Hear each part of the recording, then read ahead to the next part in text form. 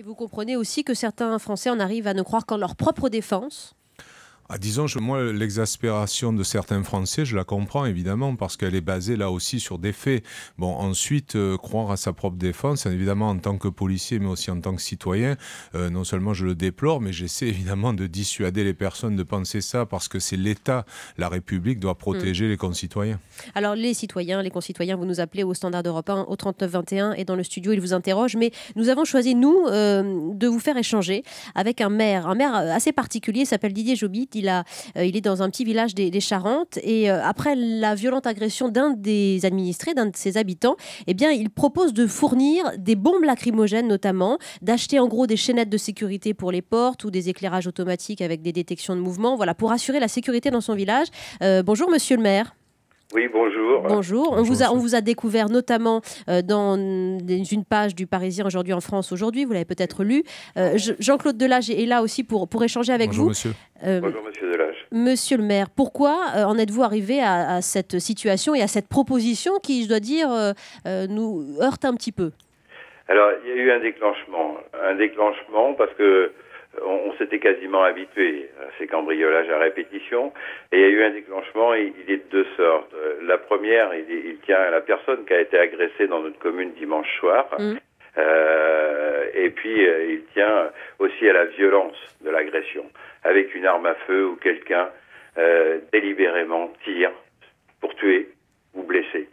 Et pas avec la certitude de récupérer quoi que ce soit. D'accord, mais vous avez des gendarmes dans ce petit village de Magnac-la-Valette-Villars, c'est près d'Angoulême, donc vous ne faites plus confiance à la gendarmerie?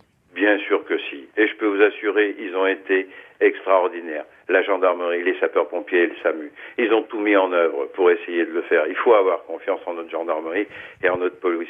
Il faut avoir confiance, il n'est pas question de mettre des milices, moi s'en faut.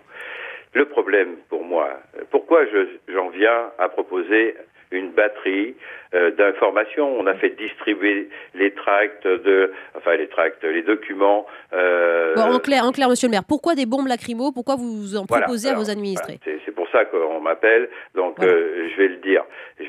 Donc, comme j'ai dit, quand même, c'est important. On a une batterie de mesures qu'on souhaite mettre en place et des bombes lacrymogènes. Pourquoi?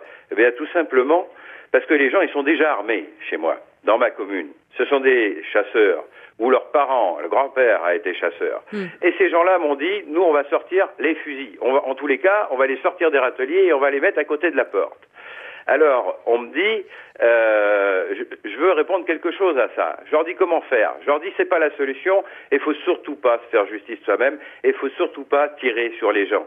Faut pas commettre l'irrémédiable. Donc vous dites mieux vaut une bombe lacrymo en légitime défense qu'un fusil. Jean-Claude Delage, que pensez-vous de cette situation, si vous me permettez, Wendy Bouchard, une petite remarque par rapport à monsieur. Moi, j'ai lu avec attention l'article du Parisien. Moi, je trouve ce maire, ce monsieur parfaitement modéré. Je crois que les titres, parfois, des journaux ne reflètent pas la personnalité des gens.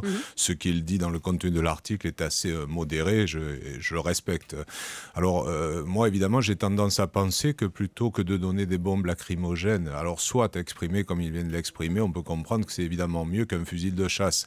Mais je crois que ce qui est encore mieux, c'est certainement de développer la présence de la gendarmerie nationale dans cette localité et puis de la police nationale dans les zones urbaines.